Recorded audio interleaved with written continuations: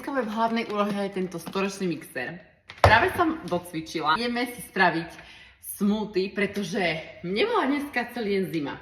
Čo sa mi väčšinou veľmi málo kedy stáva a už mi je teplo. Zacvičila som si, prišla som naspäť do roboty a povedala som si, že mám chuť na niečo osviežujúce a niečo také, že potréningové. Takže, pre tréningov som mala taký, že obed, mala som tam rýžu, mala som tam krevety, mala som uhorku, taký šalát, bla bla bla. Ideme si teraz spraviť spolu smoothie a toto nazývam, nazvime to, že smoothie sebavedomia, pretože ja vám hneď poviem za ten príbeh. Nepýtajte sa ma, prečo mám iba 5, lebo všetky ostatné som prekotila, keď som ich sem nesla. Je tu takto, že nakrájame jahodky, ježišmaria, jahody. No, smoothie sebavedomia.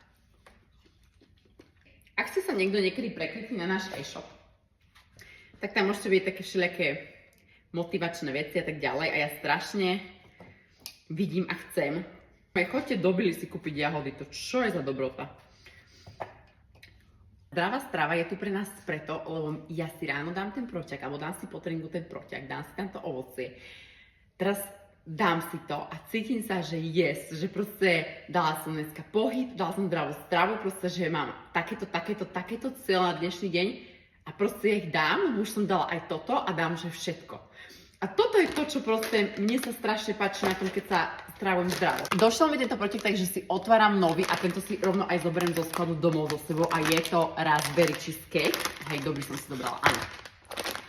Máme ináč nové balenia týchto 500 gramových proteínov, pretože tie vrecká neboli veľmi kvalitné, takže už tam máme aj takýto pásiček. Zmenili sme dodávateľa a ja som sa tu snažila fakt spraviť. Máme tam aj suchý Zix. A teraz dáme, že... Počkajte, dáme najprv, že vodu. Dáme tam... Ja vždycky na všetko vodu. Dáme tam vodu a dáme tam celú odmerku proťaku. Takú poriadne kopcovitú.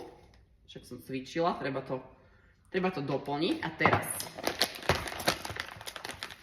Tak mi prosím vás potom povedzte, čo si myslíte o týchto baleniach. Ja verím, že sa vám budú páčiť, pretože sú fakt tvrdšie, kvalitnejšie, aj to veľa lepšie vyzerá.